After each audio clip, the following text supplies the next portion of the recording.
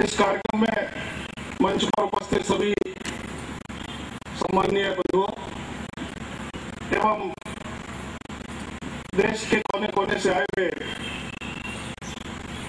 ऐसे सभी साथियों में है और इसलिए मुझे कहने में कोई संकोच नहीं है कि आप सब मेरे गेस्ट हैं।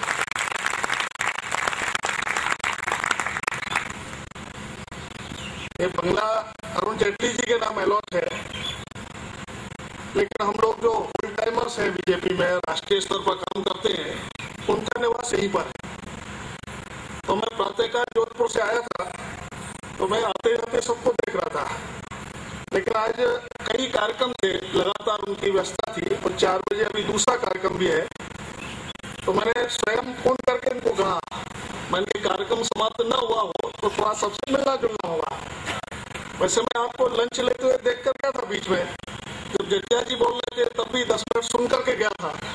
मुझे लगा कि मेरे निवास पर मैं गेस्ट ऑफ ऑनर हूँ, ये अच्छा नहीं है, इसे थोड़ा पीछे बैठ कर सुन कर गया था। लेकिन आनंद साहब जी ने ये कार्यक्रम जब तय किया तब इसकी पूरी कल्पना दी थी। तो शुरू में मुझे भी ये लग रहा था कि पूरे देश भर से किसी एक विचारधारा से जुड़े हुए नहीं है, किसी एक पार्टी से जुड़े हुए नहीं है, ऐसे सब लोगों को कैसे एकत्रित कर पाएंगे।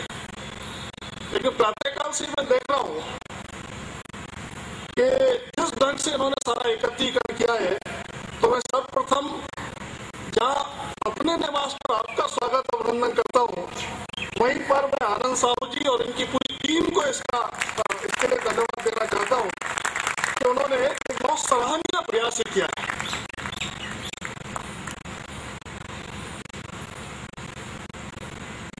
अब चूंकि आप सब भी प्रातःकाल से बैठे हैं और सामान्यतः ऐसे कार्यक्रम में लंच के बाद कुछ होता नहीं है, लेकिन फिर भी आप बैठे हैं, ये एक महत्वपूर्ण बात है।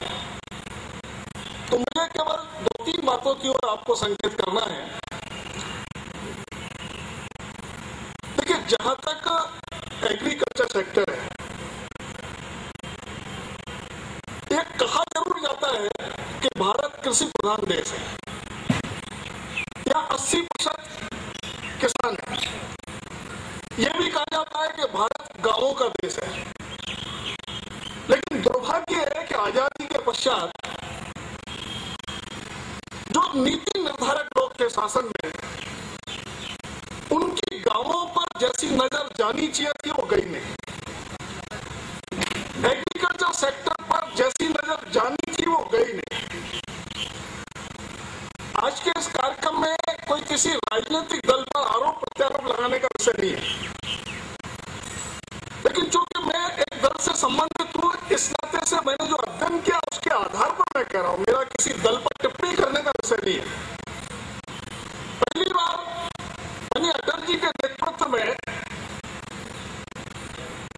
अलग से ग्रामीण विकास मंत्रालय बनाने की बात हुई और केवल ग्रामीण विकास मंत्रालय बनाने की बात नहीं हुई, ग्रामीण विकास मंत्रालय को स्वतंत्र बजट आमंत्रित किया। उसके पश्चात गांव ध्यान में आने लगे, ब्यूरोक्रेट्स के भी और बाकी सबके भी। आपको ध्यान में होगा उसी समय गांवों में प्रगति करनी, गांव से लोगों का पलायन रोकना, यह करना है तो गांव में अनेक प्रकार की वो सब सुविधा होना आवश्यक है जो शहरों में उपलब्ध है। वो सड़क है, वो बिजली है, वो स्वास्थ्य है, वो शिक्षा है, जिसके कारण आदमी गांव से शहर की ओर इन बातों के लिए ना भागे, वो नौकरी के लिए भागे, काम धंधे के लिए भागे, समझ में आ सकता है। उस समय वो भी लोग थे और हमें आज ऐसा गर्व के साथ कह सकते हैं कि हमको आज जो राष्ट्रीय अध्यक्ष के रूप में मिले माननीय नितिन गडकरी जी, उनको माननीय अटल जी ने इस योजना का प्रमुख बनाया कि ग्राम और शहर की कनेक्टिविटी। और माननीय गडकरी जी की अध्यक्षता में जो समिति थी, उसने ये प्रारूप अटल जी के सामने रखा कि हर एक गांव को सड़क से जोड़ा जाए, डाबर रोड से जोड़ा जाए। एक दिन माननीय गडकरी जी से चर्चा हो रही थी, उन्होंने कहा जब हम ये प्रारूप लेकर गए, सारे यहाँ के जितने भी सचिव, मुख्य सचिव और इस तरह के लोग के डायरेक्टर्स थे, मुझे यहाँ बोलने में कोई दिक्कत नहीं, उन्होंने 4 तरह के पंगे लगाए उसमें और कहा कि ये असंभव है। जब माननीय अटल जी के सामने सारा विषय पहुंचा और उस समिति के प्रमुख के नाते नितिन गडकरी जी और बाकी 1-2 लोगों ने कहा कि असंभव को असंभव कहना इसमें कोई बुद्धिमानी नहीं है, असंभव को संभव आप कर सकते हैं तो इसमें आपकी बुद्धिमानी और उन्होंने कहा कि मैं आप लोगों से चर्चा नहीं कर रहा, मैं माननीय अटल जी आपको संबोधित करते कह रहा हूँ, ये नितिन गडकरी जी का शब्द बोल रहा हूँ मैं, उन्होंने जो मुझे बताया, मैं आपको संबोधित करते हुए बोल रहा हूँ, इस योजना को आपने यदि लागू कर दिया तो देश में बहुत सारी बातों के लिए प्रधानमंत्री अमर होते हैं, आप प्रधानमंत्री ग्राम सड़क योजना के लिए अमर हो जाएंगे। और नितिन जी बता रहे थे अटल जी की जैसी स्टाइल थी, उन्होंने एक बार मेरी तरफ देखा, एक बार सारे अधिकारियों की तरफ देखा और मुस्कुराए, और मुस्कुरा कर उन्होंने कहा, अरे जब ये मुझको अमर करना चाहते हो तो तुम क्यों रोडाट कर रहे हो, अमर करो ना।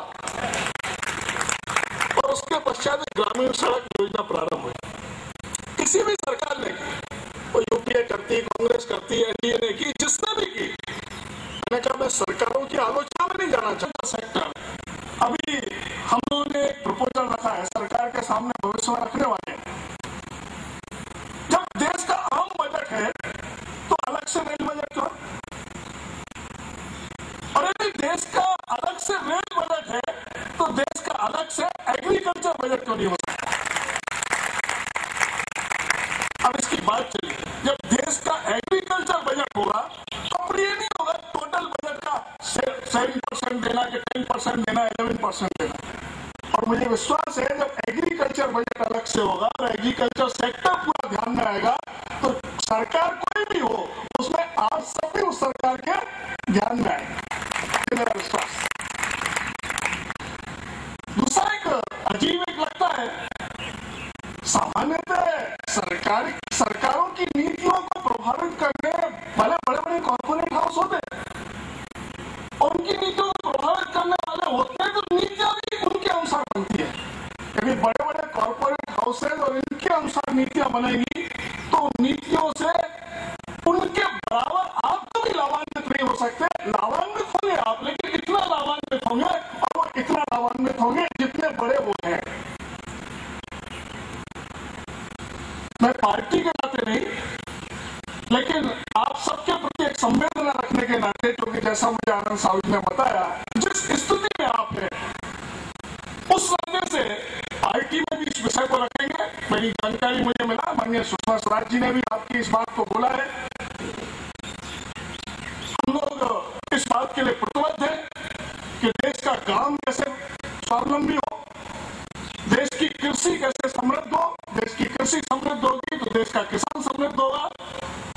योजनाएं बहुत बनती है, नीतियां बहुत लागू होती है, पॉलिसी बनती है, लेकिन पॉलिसीज को कार्यान्वित करने का काम जो लोग करते हैं वो भी कैसे स्थायी और समृद्ध हो, इसकी भी चिंता में पार्टी आगे भविष्य में विचार करने वाली है। आपको मालूम होगा हमारे राष्ट्रीय अध्यक्ष नितिन गडकरी जी ने इस बात को बोला है कि विशेष रूप से असंगठित जो ये कामगार क्षेत्र है इसकी तरफ उनका विशेष ध्यान है। और मुझे विश्वास है कि किसी पार्टी के राष्ट्रीय अध्यक्ष के यदि इस तरफ ध्यान है तो पूरी पार्टी में भी वो चीज प्रायोरिटी पर अपने आप आ जाती है। जो राष्ट्रीय अध्यक्ष की प्रायोरिटी पर बात है वो पूरी पार्टी में भी अपने आप प्रायोरिटी पर आ जाती है। इस अवसर पर और बहुत अधिक न कहते हुए आप सब यहाँ पर आए हैं, यहाँ पर आपने पूरे दिन भर का कार्यक्रम देखा है, सुना है। आप जिस क्षेत्र में काम कर रहे हैं उस क्षेत्र में आपको सब प्रकार की सुविधाएं मिले, आपका स्थायित्व, जिसके आधार पर सरकार में बनने वाली सारी योजनाओं को आप ठीक से कार्यान्वित कर सके। मुझे बताया शायद सुषमा जी ने बोला कि योजनाओं को कार्यान्वित करने वाले अस्थायी रहे तो योजनाओं का स्थायी कार्यान्वयन कैसा हो सकता है, ऐसा उन्होंने बोला। इस बात को लेकर हम भी जितना आगे बढ़ सकते हैं उतना आगे बढ़ेंगे। आप सबके भी समस्याओं पर सहयोग की आवश्यकता होगी और आप पूरी तरह से आश्वस्त रहे जिस उद्देश्य से आपने कार्यक्रम किया है ये कार्यक्रम निश्चित रूप से उस उद्देश्य की पूर्ति में शुरुआत है। इसके लिए कई तरह के संघर्ष भी करने पड़ेंगे। संघर्ष में आप आगे रहेंगे, हम भी आपके साथ रहेंगे। ऐसा एक स्वाभाविक रूप से हमारा आपका रिश्ता बना है, तो ये रिश्ता भविष्य में भी कायम है, ऐसा हम जरूर प्रयास करें। और आखिर में एक बात मुझे केवल इतना कहना, देखिए राष्ट्रीय स्तर पर संकट बहुत है इस देश के सामने। दुनिया की कई बड़ी ताकतें इस देश को कमजोर देखना चाहती हैं। मैं उन सब संकटों की चर्चा नहीं कर रहा मित्रों। आप में से भी अनेक लोग इन संकटों का अनुभव करते हो। ये महंगाई, ये वगैरह, ये तो एक अलग विषय है। वो आर्थिक विषय होंगे, वो सामाजिक विषय होंगे, वो आतंक से जुड़े हुए विषय होंगे। इन सब विषयों के बड़े संकट है देश पर। पूरे देश पर देश की दिशा को बदलने की कोशिश कुछ ताकतें कर रही है। ऐसे समय में हर एक राष्ट्रभक्त का कर्तव्य हो जाता है कि वो जहां पर है वो राष्ट्रभक्ति से ओतप्रोत होकर के राष्ट्रीय दृष्टि को ध्यान में रखकर जाति, बिरादरी, प्रांत, भाषा, इन सबसे ऊपर उठकर मैं इस देश का राष्ट्रीय नागरिक हूँ, इस नाते से वो अपनी भूमिका का निर्वाह करे। जब राष्ट्रीय भावना मन में आती है तो प्रामाणिकता अपने आप आ जाती है, ईमानदारी अपने आप आ जाती है। मेरा विश्वास है कि जिसके मन में राष्ट्रीय भावना है वो अपमानित नहीं होता। इसलिए आप सबसे मेरा ये भी आह्वान है, हम आपके साथ संघर्ष करेंगे, आप आगे बढ़े, हम आपके साथ रहेंगे। आपसे मैं नहीं कहता कि आप बीजेपी के साथ रहें। मैं आपसे कहना चाहता हूँ आप राष्ट्रीय नागरिक बन करके राष्ट्रीय दृष्टिकोण लेकर के जो जिम्मेदारी आपको दी गई है उस जिम्मेदारी का प्रामाणिकता के साथ निर्वाह करने का आप मन में संकल्प लेकर यहाँ से जाए, यही आप सबसे प्रार्थना है। भगवान आपको सामर्थ्य दे और हमको भी ये सामर्थ्य सद्बुद्धि दे कि हम आपके साथ खड़े हो सके। और पूरे देश भर में जो ऐसे फैले हुए लोग हैं जो एग्रीकल्चर सेक्टर को मजबूत कर सकते हैं, उनकी समस्याओं के समाधान में हम भी यदि 2 कदम आगे बढ़ सके तो ये हमारा सौभाग्य होगा। मैं आपके लिए नहीं बोल रहा है, हमारा सौभाग्य होगा कि हम आपकी सहायता कर पाए। धन्यवाद। प्रहलादित करने वाला उद्बोधन माननीय श्री रामलाल जी, हमारे गेस्ट ऑफ ऑनर, आज इतना व्यस्त कार्यक्रम में जैसा उन्होंने अभी बताया भी, और बिल्कुल संक्षेप में उन्होंने जो बताया कि एग्रीकल्चर और ग्रामीण विकास और सरकार की नीति, ये सभी विषय जो है आप लोग बखूबी समझ रहे हैं, क्योंकि आप सब एग्रीकल्चर क्षेत्र से, ग्रामीण क्षेत्र से अनुभवी लोग आए हुए हैं जो एक ब्रांच को लीड करता है और ग्रामीण क्षेत्र का कम से कम 100 गांव से जुड़ा होता है। और 100 गांव से अगर 10-10 भी ग्रामीण से जुड़ता है तो हजारों ग्रामीण से जुड़े हुए आप लोग हैं और सारे युवा हैं। और युवाओं को अगर आप सभी को संगठित करके संचालित किया जाए ढंग से तो देश को गति दिलाने में, देश को विकसित करने में कभी भी कठिनाई नहीं होगी। इन्हीं कारणों से आज अत्यंत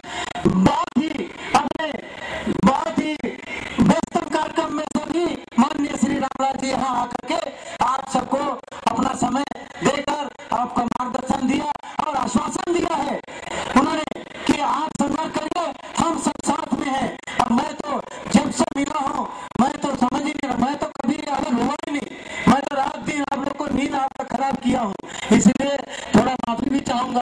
कभी 12 बजे, 1 बजे, 2 बजे रात को भी फोन तैयार हो गया, कितने लोग तो संपर्क के लिए हो गए, कितने लोग कोऑर्डिनेशन के लिए कैसे कैसे कर रहे हैं, कैसे उसका और बाकी संचालन यूनिटी